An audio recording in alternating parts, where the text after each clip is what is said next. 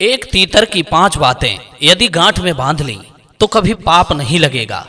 दोस्तों, कहते हैं मनुष्य के जीवन में अनुशासन और संस्कार ना हो तो उसका जीवन एक जंगली पशु की तरह हो जाता है। यदि मनुष्य योनि में जन्म लेने के बाद लोग उसे पशु की दृष्टि से देखें तो उसका मनुष्य होना व्यर्थ है। दोस्तों, आज की वीडियो भी कुछ ऐसी ही है जो आपको बहुत सुंदर सीख देकर जाएगी। किसी जंगल में हाथी, बंदर और तीतर 3 मित्र रहते थे। उन तीनों में मित्रता तो थी, वे तीनों एक साथ मिलकर रहते भी थे, परंतु उनमें एक कमी थी। वे ना तो एक दूसरे का आदर करते थे, न सत्कार करते थे और न ही एक साथ खाते थे। एक दिन उनके मन में विचार आया कि हम लोग इस प्रकार रहते हैं, ये तरीका ठीक नहीं है। हम लोगों में मित्रता तो है पर अनुशासन नहीं है। मित्रता के लक्षण विद्वानों ने इस प्रकार से बताए हैं। जो व्यक्ति सदा सहायता करे, कभी प्रतिकूल बात ना कहे, सत्य व हितकर वचनों का उपदेश करे, धन आदि दे भी और ले भी, वही मित्र बन जाता है। जिसका मन मित्र के दुख से दुखी रहता है, जो हमेशा दूसरे मित्र के इच्छित कार्य को पूर्ण करने के लिए प्रयत्नशील रहता है, बिना किसी लोभ लालच के मित्र का सत्कार करता है और अपने मित्र की स्त्री, धन और गुप्त चीजों की समय पड़ने पर रक्षा करता है। इस प्रकार के 4 लक्षणों से युक्त उत्तम मित्र कहलाता है। मित्रों, उन्होंने निश्चय किया कि आज से हमें आपस में मिलना जुलना चाहिए। जो हम तीनों में बड़ा है, हम उसका आदर करें, उसका सत्कार करें, उसे प्रणाम करें। सज्जनों, अब सवाल ये उठा कि हम तीनों में बड़ा कौन है, किसको हम बड़ा मानकर उसको प्रणाम कर सकते हैं।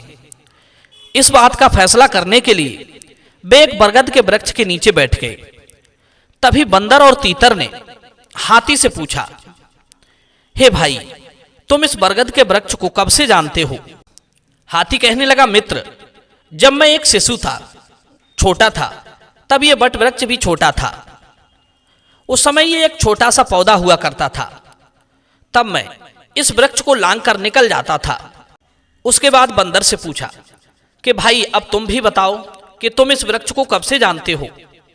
बंदर कहने लगा, भाइयों, जब मैं छोटा था तब यह वृक्ष इतना छोटा था कि मैं जमीन पर बैठकर इसकी फुनकी खाता था। मैं तभी से इसे जानता हूं।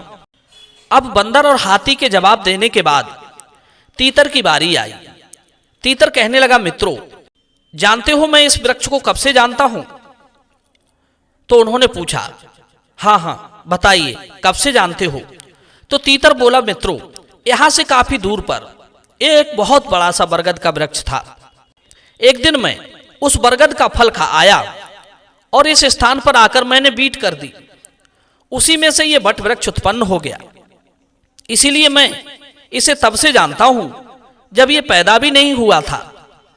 दर्शक बंधु, हाथी और बंदर कहने लगे, भाई, इस प्रकार तो आप हम दोनों से बड़े हुए।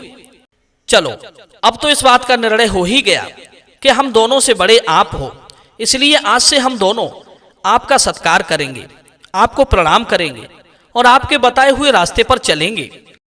आज से तुम हमें उपदेश देना और हमें अनुशासन के नियम बताना। सज्जनों, उसी दिन से बंदर और हाथी तीतर को बड़ा मानकर उसको प्रणाम करने लगे। तीतर उन्हें हर रोज नए पर नए उपदेश दिया करता था और बंदर और हाथी मिलकर उसके उपदेशों का अनुसरण करते थे। एक दिन तीतर ने कहा, मित्रों, आज मैं तुम्हें बहुत अच्छा उपदेश दूंगा जो आपके जीवन में बहुत बड़ा हितकर होगा। इसे ध्यान देकर सुनो। पूर्व काल में एक उद्धत नाम के ऋषि थे। उनका यह संकल्प था कि वे किसी भी परिस्थिति में झूठ नहीं बोलते थे। जंगल के रास्ते के सहारे उनकी कुटिया बनी हुई थी। एक दिन वे अपनी कुटिया के बाहर बैठे हुए थे। तभी उन्होंने देखा कि एक हिरन जिसके तीर लगा हुआ था वो घायल था। वो भागता हुआ आया और ऋषि की कुटिया के पास घनी झाड़ियों में आकर छिप गया। पीछा करता हुआ वो शिकारी भी वहीं आ पहुंचा। वो जानता था कि ये ऋषि कभी झूठ नहीं बोलते हैं, इसलिए वो ऋषि उद्धत से पूछने लगा, हे मुनिवर, इधर मेरा शिकार आया था, क्या आपने उसे देखा है यदि देखा है तो कृपया मुझे बताएं कि वो किधर गया है। शिकारी के पूछने पर सत्यव्रती संत बड़े ही धर्म संकट में फंस गए कि अब मैं इसे क्या जवाब दूं, क्योंकि एक और तो मैंने सत्य बोलने का प्रण ले रखा है। यदि सत्य नहीं बोला तो मुझे पाप लग जाएगा, और यदि सत्य बोलता हूं तो यह शिकारी उस मृग को मार डालेगा, तो भी मैं पाप का भागी बनूंगा। अब ऐसे में मुझे क्या करना चाहिए? काफी देर सोच विचारने के बाद ऋषिवर इस निष्कर्ष पर पहुंचे कि मैं झूठ भी न बोलूं और मृग की जान भी बच जाए। ऋषि ने कहा, ऐ शिकारी, मृग तो मेरी आंखों ने देखा है, पर आंखें बोलना नहीं जानती।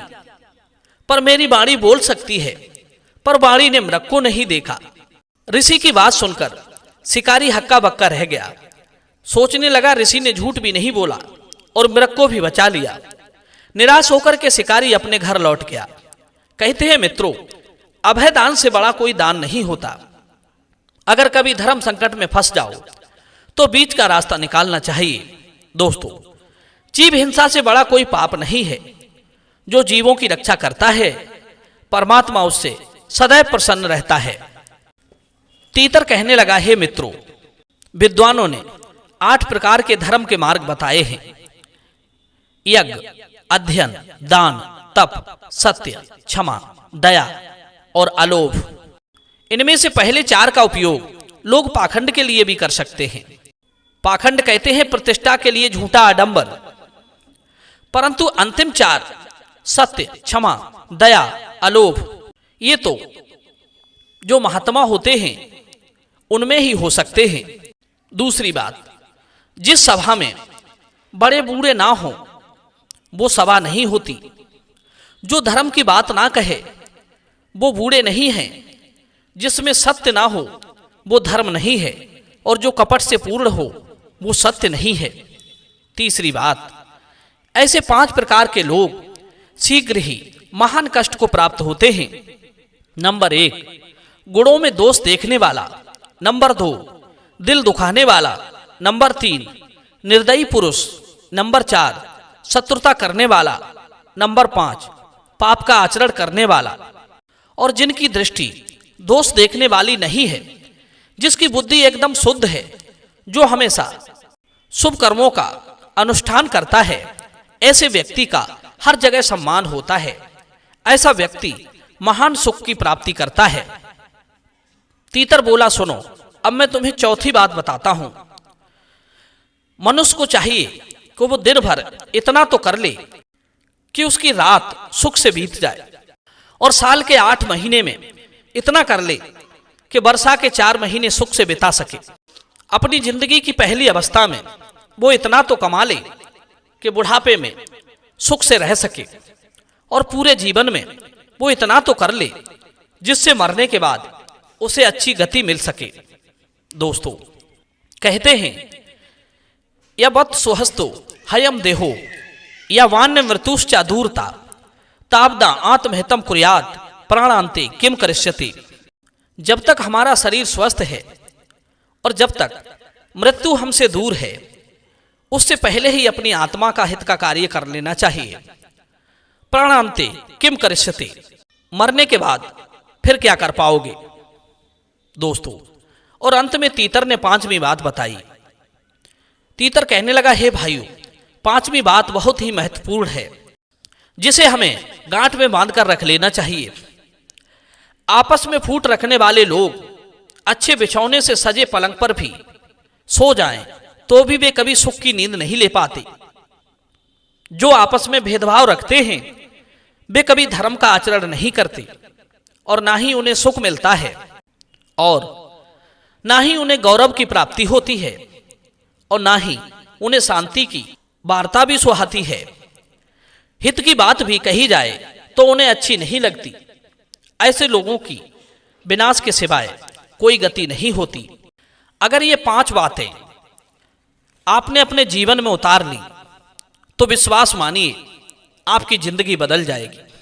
दोस्तों, तो चलिए मिलते हैं अगली कहानी में एक नई ज्ञान चर्चा के साथ अगली वीडियो में। आप सभी दर्शक बंधुओं का बहुत बहुत धन्यवाद। जय श्री कृष्ण।